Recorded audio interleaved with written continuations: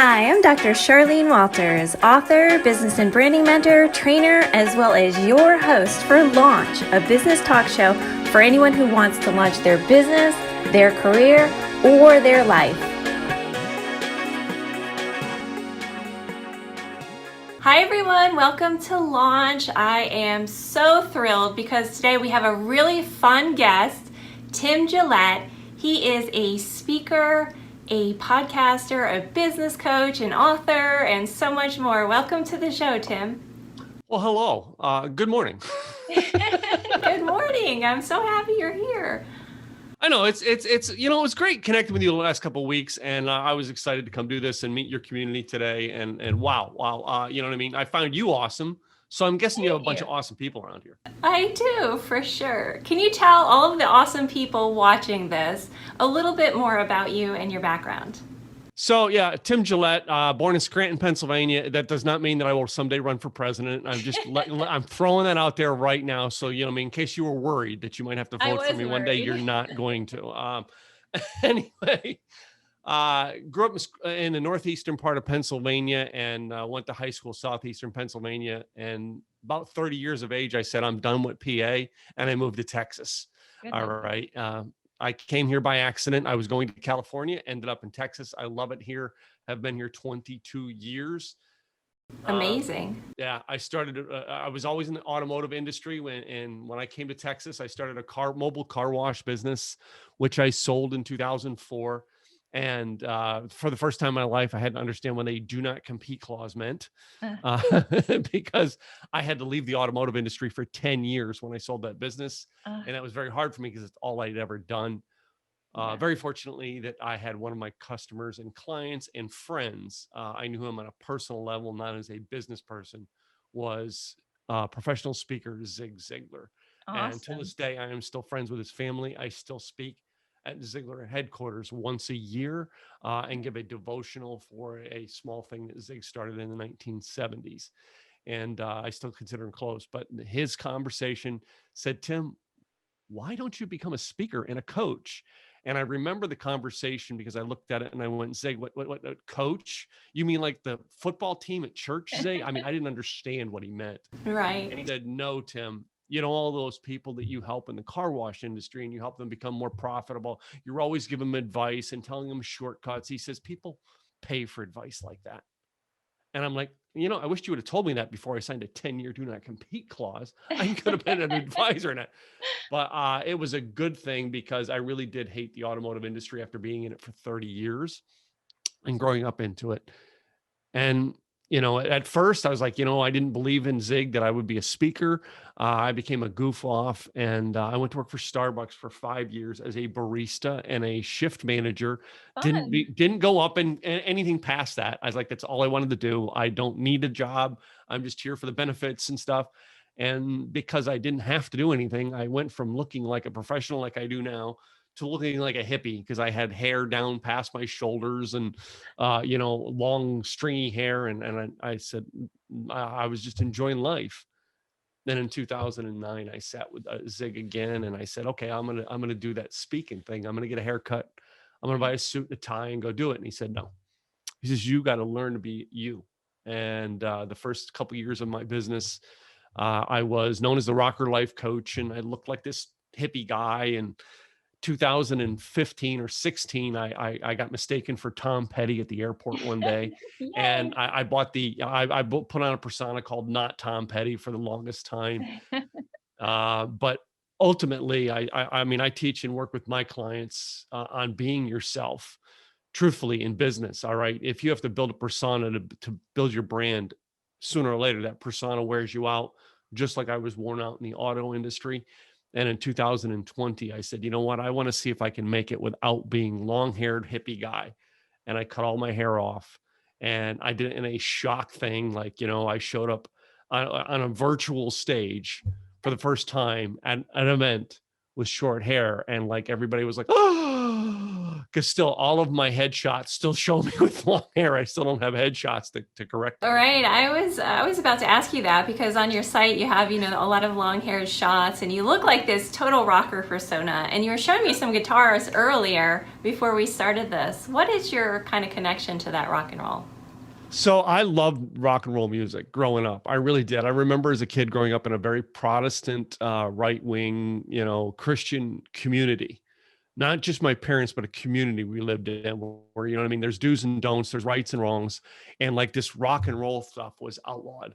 And I remember going to my cousin's house and listening to like ELO for the first time. I was like, Right. "Man, that's cool, right?" Um, and I mean, it's just something I've always loved. It's something I can listen to music and it motivates me. Till this day, before I do my podcast, I put the YouTube video on of Styx playing Renegade live. And I Oh, listen to wow. that and kind of jig around to it till I go live on my podcast. It's just a motivator for me. Well, Very cool. I tried in the 1970s to play musical instruments. I've taken piano lessons. I just couldn't grasp it. I own 3 guitars. I can't play any of them. Everybody says, "Well, you're this cool rock. What instrument do you play?" And I said, the iPad. I'm really great at playing the iPod. All right. It's the most perfect thing I've gotten down after years of failing at the CD player and years of failing at, you know what I mean, at cassette player and you know what I mean, and 8 tracks. iPod is my instrument, baby. That is the instrument to have for sure. And something else that's really cool about you is you're a longtime entrepreneur. What is your passion for entrepreneurship and how did you start that? It started truthfully in 1976, 75, 76, I want to say. I don't remember the exact date to give it to you, but I can remember my father drove a 1974 Ford pickup truck. Good memory. And in 76, they traded that in for a car. Okay. So it would have had to be before 76. And I remember it because my dad was in the trucking industry growing up. And in the trucking industry in the Northeast, deregulation of that industry meant a lot of the companies that my father worked for, one by one, he would go to another company and then the company would close down, he'd get laid off. Another company closed down, he'd get laid off. One by one, that kept happening. And I remember the night that my dad came home and he worked second shift and and we lived in the country, I could hear the door on that truck shut. And I'm like, that's not right. That dad's not supposed to be home now. And I was asleep when dad came home. Right. And I got up and I walked downstairs because I heard dad's truck shut. And I walked downstairs and dad's telling mom, I got laid off again. Mm. And there was a point in my mind, because I remember that day, all right, I don't got the date or anything, but I remember in my mind that moment of going, there's no way that no company will ever do this to me and my family, Right. ever. All right. And I became an entrepreneur at that point. I did not believe in the system at that point. I became a D&F student in school. Like my parents were worried, like, they tested me and said, Tim's going to have a job with his name on his shirt. He's not going to do much because I just refused to put input into something that I didn't see value in. And I really did not see value in working for a company. All right. At that point. And I was a 9-year-old kid and I seen that in my life. And when I got out of high school, of course, I listened to my parents. I listened to those people who were trying to give me advice. I got my first job was working in automotive. Well, no, it was actually an injection molding plant making automotive products. And I worked in the engineering department there. I went from there to coffee packaging. And when I got laid off or I got fired from the job at coffee packaging company, that I basically said, okay, that's it. I'm going to go into automotive because apparently I like cars. Right. All right. And I've worked for several companies, but every job I've ever had in a full-time capacity lasted a year to a year and a half. And I would either get sick of the job, get sick of the work or something like that. And I'd go move on and try to find something else. Right. And it wasn't until 1992 that I was driving truck, 18-wheeler. And in 1992, I had a head injury on a loading dock that gave me epilepsy, to which I woke up in the hospital to the doctor saying, your truck driving career is over. You will never drive a truck again because you had an epileptic seizure. And I was like, wow. You know what I mean? At the time I had a wife and a daughter. I'm like, what do I do? And it was a friend who came by within months and introduced me to a multi-level marketing company or network marketing, whatever you want to call it, company. And it was there that I finally realized, Tim, you were meant to be an entrepreneur. You Right. were not meant to work a job for somebody else. Now, over the years, I've had to work part-time jobs here and there, but I have created probably a dozen companies. 3 of those companies that I've created over the past 30 years are still operating. All Great. right. Yeah. And 2 of them my own right now. But anyway. Good. Yeah. Well, you had a full circle there, and definitely I think that's how so many people start. And they're talking about now all these people being forced to return back to work, and we'll see this big resignation coming. So it'll be interesting to see how many more gravitate towards entrepreneurship for sure. Well, I mean, it's hard at first. It really is. It's that, what I mean, especially you got a wife, you got a kid, you got a house payment, you got car payments.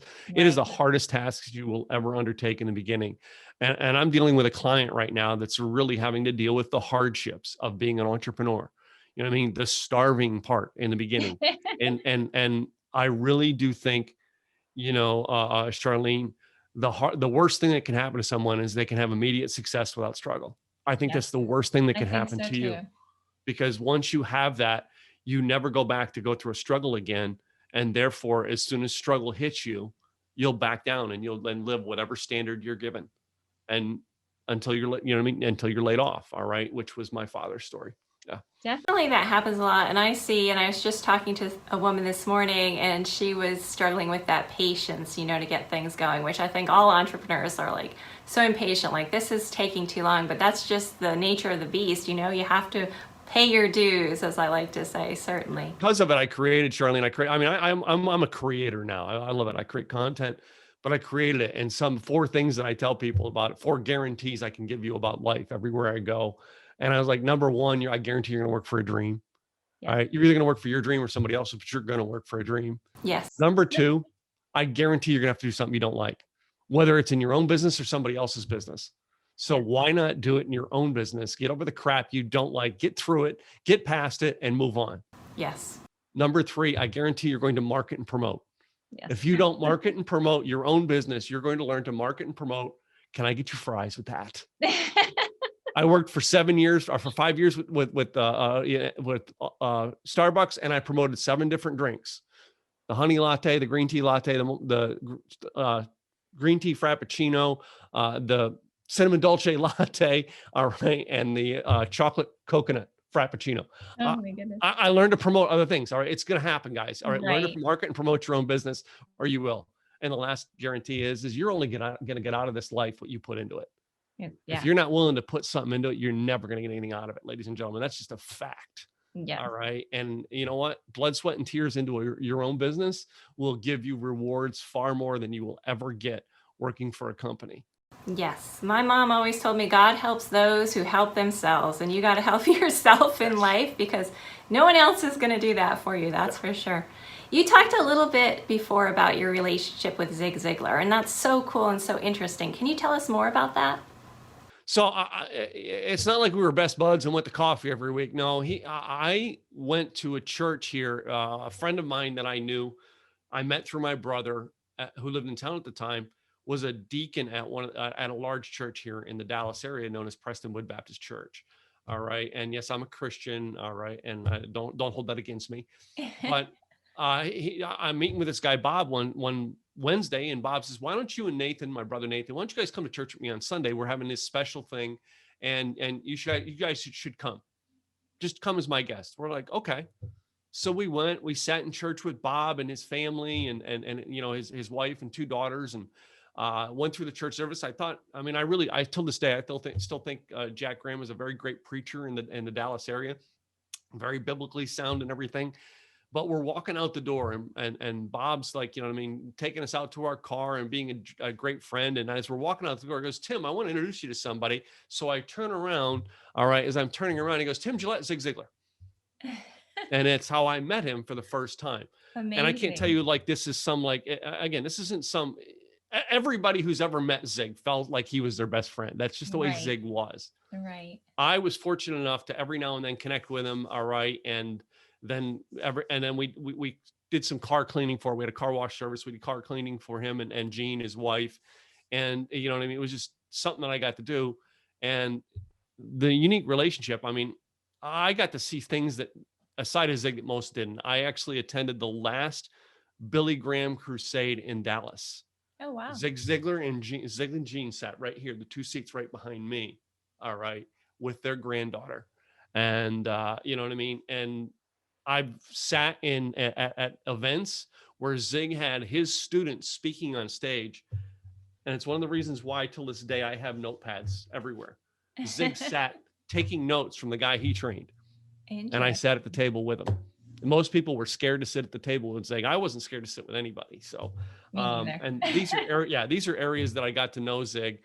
And I remember just when I sold my business and I was like, you know, I was telling all my customers, I can't come by and clean your car anymore. I had corporate clients, but I had some personal clients that I had to go tell that personally to, and Zig was one of them. And I basically said to Zig, I sold the business, and I have a 10-year do not compete clause, and I don't know what I'm going to do.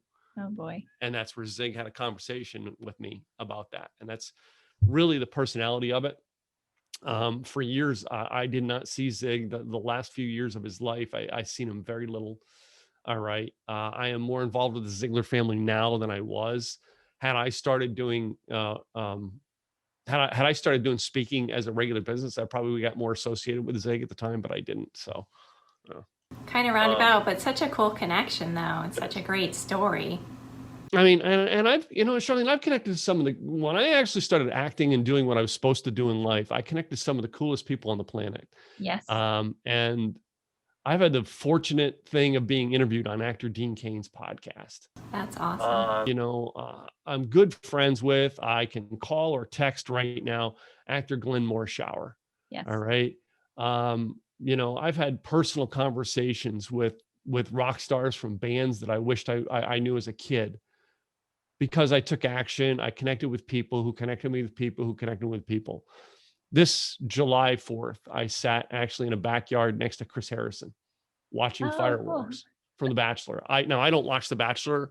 I barely know Chris. All right. But because of my connections, I was sitting next to the guy who was the guy with The Bachelor.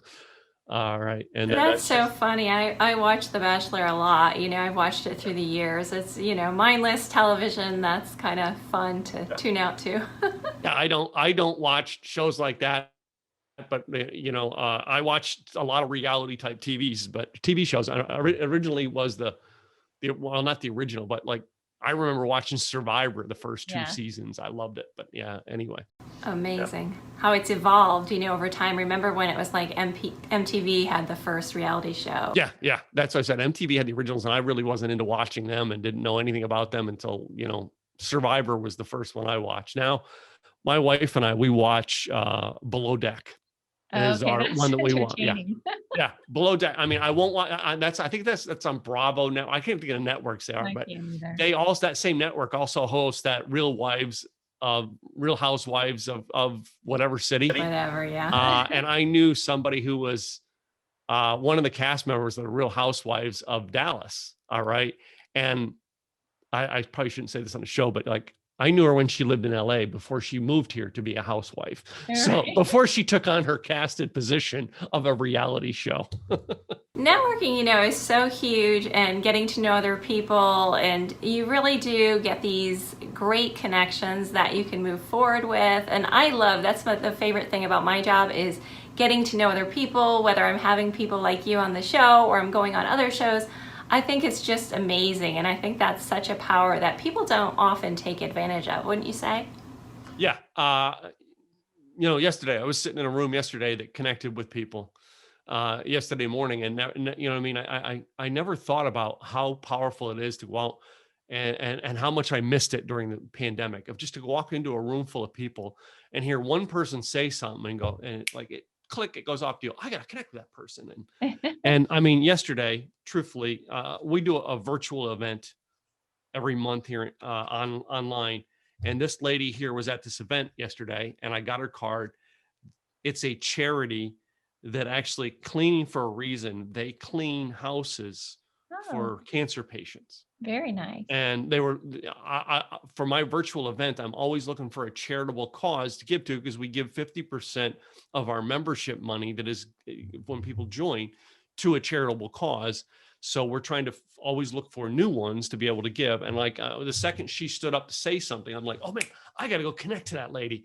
And the second I told her, she's like, yes, we're in. Let's go make this work. So, you know, I got a meeting with her and her staff, I think on Monday next week already. So that, I mean, immediately I'm like, that's somebody I got to connect with. I didn't get up at 7 a.m. and go to this function. I would have never connected with that person. Definitely. And you have 2 podcasts too, which is also great for networking. Tell us more about those podcasts. So yeah, that was one of the coolest things. I did not want to do a podcast, or we called them internet radio shows when I first started. Okay. I didn't want to do it. My coach, Craig Duswalt, Mr. Rockstar Marketing, one of the first events I ever met Craig at, he says, you know, you need to have a radio show. All right. There's internet radio shows. And at the time he owned an internet radio. He was part owner in an internet radio company. And the guy who was the other owner was there interviewing people in the hall. All right. Trying to sell them on running a show. And I went down and sat with this guy, John, and I'm friends with this guy, John, to this day, even though he's out of the internet radio business and all. I sat down with John, and I said, man, I don't want to do this. It's not something that I would be good at. I don't understand the concept. And he goes, Tim, let me get you on some radio shows. All right. And I went on and I was interviewed by other people, and I was like, yeah, this is all right. So then my coach said, I want you to commit to doing one. And I said, well, I'm not dishing out. At the time, it was like 7,000 to 10,000 to be on some of these networks. And I'm not dishing that kind of money out right now to do that. I don't want to dish money out to try something. Right. I want to try it. And if I like, then I'll invest further. So I started on Blog Talk Radio. I went to Blog Talk Radio and started doing my show. And my coach said to me, he says, here's the advantage to having a show like this. I go to a lot of, shall we say, you know, big marketing events. So there's great speakers. I've been able to interview on my podcast throughout the years, Larry Wingett, Scott McCain, Bob Berg 5 times. All right. Yeah. Larry Broughton of Broughton Hotels and Ernst & Young Entrepreneur of the Year. I get those guys and I can call them almost anytime and say, hey, I need a guest. Would you want to be on? All right. And it's because I have a show. Right. And basically, here's what my coach said. You go to a networking function. You want to actually look cool at a networking function. Don't go sell your business. Right. Don't go tell everybody, well, I'm Mr. Tim and I'm great, blah, blah, blah, pound your chest. No, just stand up and say, hey, listen, guys, I'm not like bigwig or anything. Right now, all I'm looking for is people to interview on my podcast. I got a podcast with 30,000 subscribers. And if you want to be introduced to my community, just come see me afterwards. And I get people throw cards at me left and right. Right. I have no problem making connections. I stand up and give them. I perk their ears up. 30,000 people. All right. They heard that. They heard it for sure. And that's where I learned to use it in networking to build community. The other thing is if you're ever at a function, like you see somebody like Larry Wingett speaking. I'm using Larry as an example because he was one oddball that I was able to get. All right. Right. I think the one that I actually got at a location that I had was Guy Kawasaki, who's another internet person. I was at a function and I just basically walked up to him and I said, everybody else is like, oh, hi, can I get a picture with you? I walk up and I said, I said, you don't know me, but I've got a radio show. I would love to interview you. We've got about a 30,000 people audience. If you're interested, let me know. Yeah. He stopped listening to everybody else. He goes, yeah. Here's my number. Here, call me. Have my agent. That's the way to do it, I guess, right? That's it. All right. You now become the person they want to talk to. Yes. All right. And that's the whole purpose behind it. And literally, I love interviewing people. I've learned how to perfect it over the years. All right. And it is my main source for creating content now, rather than sit down every day and try to create a blog post. Now I create a podcast and turn it into a blog post. Amazing. Yeah, it's such a great way to network and get to know other people. And then you get to meet really cool people, like you're talking about, the coolest people on the planet on your show. So definitely love it too. I think it's really worthwhile, particularly for us entrepreneurs out there. And something else that you really talk and speak about is driving sales through your website, through the traffic on your website, I should say. How do you do that? What are some tips for anyone listening or watching? Well, number one, I always believe in, again, my trademark is simple, easy marketing. I always believe in having a simple, easy to say domain name. Yes. All right. So if you're doing a live stream, you're speaking at an event, you have something simple and easy to say that they will remember. Yes. Always own the .com. Always own the .com. Yes. All right. I know people out there who get the .net, all right, and think they're going to overpower the guy with the .com, and it never works. No. If someone else owns the .com, find a different way to brand yourself. But a simple, easy domain, for instance, I could do this. I have a whole process I do on every video live stream that I just randomly pick up the phone and I'll say, listen, I'm using the simple, easy branding method. All right. The simple, easy branding method is talking about how you actually create content and then actually use it to brand yourself and get people to know you. So I created a website. If you want the instruction on how to go do this, go to simpleeasybranding.com. All right. I got a quick video there you can watch, and it's no opt-in. Just watch the video, blah, blah. And I said, Beautiful. do me a favor. Somebody just type that in the comments right now. Simple, easy branding is not first of all, that site's changed. It's a little different now, the way it's set up. Right. The concept is, right. I just got them to go to the website. I threw it in like it was a commercial. Right. Most people hear me say it 5 to 7 times on a video. And I actually spoke at an event one time with a lady went, you realize you said your website 7 times. I'm like, I know. You won't forget it. Yeah. You got to have a memorable website. You do. For the longest time, I was just another long-haired guy speaking at places until one day, some guy identified me as Tom Petty. My coach and I sat down and thought about it. Went, hey, I wonder if anybody owns the domain name, not Tom Petty. So I got nottompetty.com. And I speak at many events, Charlene, where I'm not allowed to I speak to make offers to get people to join my programs and attend my events. Yes. And I got to speak at a lot of events where they say, well, you can't make an offer for money, but you can make a free offer. So what I do at that place, I want to make sure everybody in the room remembers me. Yes. So I always use that. The picture would come up on screen as I end it, and it would say, you want to find out more, go to nottompetty.com. And the room would chuckle. And the people who weren't looking all of a sudden paid attention. What's everybody laughing at? And they would remember it. And that's how I learned to do it. Now, Not Tom Petty is still a site up, and it still has the same video onto it because I cut my hair, so I can't change that video anymore. But I made that video then to be a training about something. Yes. So basically, people go to that site, they get additional training from me. That's a bonus, right? That's a way to get people to go to your sites. All right. Is using something like that to get them to go to a site. And literally, it is what we call our simple, easy branding process, is creating a domain name you can say over and over again that people will go check it out. Then you create something on that page. It could be a back page to your regular website, but you create something on that page that gives them more value. Yes. All right. And we have a 3-step process we always do on our pages. Number 1, get attention. Number 2, give value. In other words, make the value of watching that video worth it all by itself. Yes. Right? They have to come away with value. We tell people do that by telling a story, teach from the story, and then always give a call to action. You got to give them a next step. Yes. With no next step, all right, it's great. We all feel great. We're all kumbaya. But what do I do with that? All right. Give them a next step. So give them a call to action. Very good tips and ideas, and I think you're right. I think so often people are kind of left dangling, wondering what to do next, so we got to kind of spell it out and really make it powerful and give them an incentive to do so. I'm going to switch things up a little bit. I like to play a fun little game on my show. It's called If You Tell Me Yours, I'll Tell You Mine. So I'm going to ask you some questions, Tim. You ready? I'm ready. All right, first question. What are your thoughts on clowns?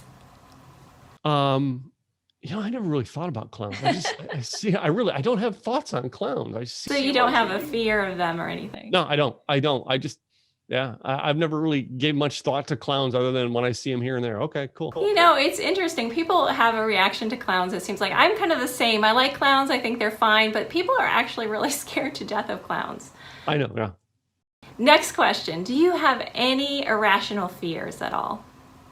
I still have a fear getting up in front of a room of 1,000+ people. As a speaker, that's bizarre. Yeah. I think that's more common than you think. I think you and I had talked about this earlier, but often the people that are out there kind of speaking and front and center, they're kind of a little bit more introverted behind the scenes, right? So I think it's perfectly normal. Of course, I've got a secret on how to get over it, though. What's your secret? My first 5 minutes on stage is playing a game with people. Like if I go Oh, to an event and I speak, if you ever see me speak at a live event, my first thing I do is like, okay, everybody on your feet. And I play this quiz because I'm in front of the room just asking questions to the group and seeing who does what for the first 5 to 10 minutes of my speech. Good. By the time that's done, I'm comfortable up there. I'm good. That's a great tip for everyone, I think, kind of warming up that audience and getting them going. Yeah. For me, my irrational fears are a little less professional.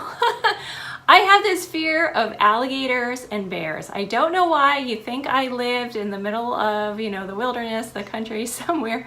I don't, but for whatever reason, those are my big fears in life. Kind of crazy, I know. I got a pair of alligator boots for you. Oh, no. Okay, next question. What's something that you are snobby about?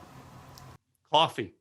Coffee, really? Yeah, good coffee. Well, that good bourbon, but yeah, good coffee and good bourbon. All right. Like I'm very snobbish about how my espresso tastes in the morning. The people at Starbucks knows that if their machine is bad, that I will be able to taste it. Huh. Like if it's time to clean the machine, I'll be able to walk up after 2 sips and tell them it's time to clean the machine.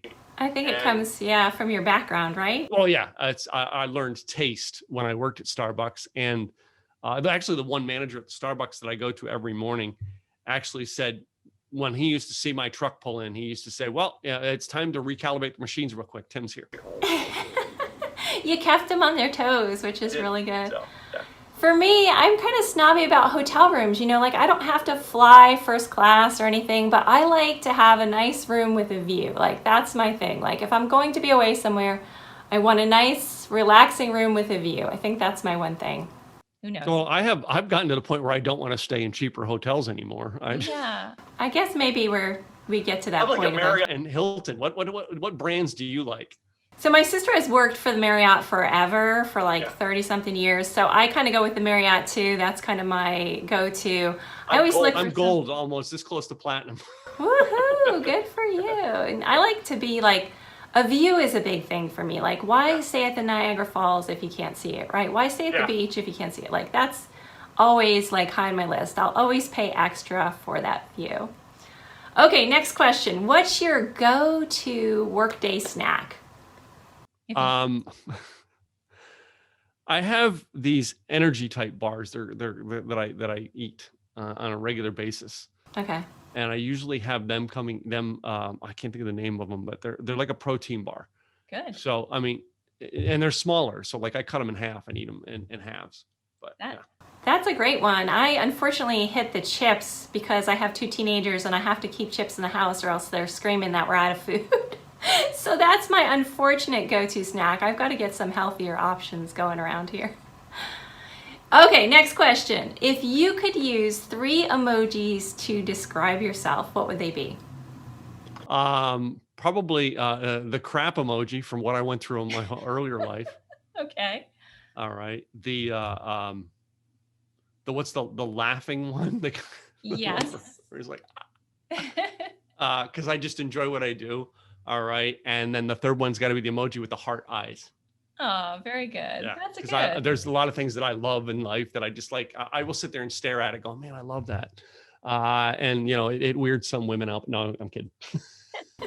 That's like a more philosophical answer than what I have. I'm smiley face all the time. I like to laugh at everything. I laugh at myself all the time. The heart emoji, I love everything a lot. I'm kind of generous with my likes and my support. And I also like the rocket one because this show is called Launch and my book is called Launch Your Inner Entrepreneur. So we got to use that rocket and put it out there. In there, baby. So last question. Would you rather live in the ocean or on the moon? In the ocean or on what? The moon. On the moon? Yes. Well, no, actually, I'm going to say the ocean because, I watched this show called Off the Grid. Okay. And there's this company that built this, it's called like Archetype or something like that I would love to own one. They're only like $5.5 million for this. That's it. That's nothing. Yeah. This off-grid boat/house Huh. that basically, it's a whole self-contained unit and a very luxurious living, but it has 4 pillars onto it. So basically you push a button and it can take the 4 pillars and put it right down into the earth, raise it up out of the water so that like it's grounded in the ocean. And you know what I mean? If a storm comes along, the waters aren't going to hit you or bother you. Wow, that is really cool. I didn't even know that product existed. I wonder how many they've sold. I don't know how many they've sold. I watched them build their first or second one on the show, Off-Grid Builders. So which one of these days I'm going to get, there's another guy in the Off-Grid Builders. And one of these days I'm going to get him and his girlfriend on my podcast because I actually am friends with them both on Facebook. See, that would be amazing. I think I'd rather live on the moon. The idea of living in the ocean scares me a little bit. I get kind of claustrophobic, so I'm not sure that would be my dream. I think it would be fun to live on the moon for a while, though I wouldn't want to stay there permanently. So that would be my response. It's a long walk to Starbucks. I'm just saying. Yes, that is true. Okay, we're coming to the end of our show here, and thank you so much. It's been so much fun. Where can the audience find out more about you, Tim? Well, the best place, my name is Tim Gillette. That's TimGillette, just like the razor blade. TimGillette.com is my main website. If you're looking for me for a speaker, all right, or you're looking for someone to be a guest on your podcast, it's a great way to connect with me. You know, the neatest thing I always tell people is you really want to find out what I do, go to Simple Easy Events, EVENTS, simpleeasyevents.com, and it'll show you what we do on a regular basis. So everyone, be sure to check those places out. And until then, we will see you next time on Launch.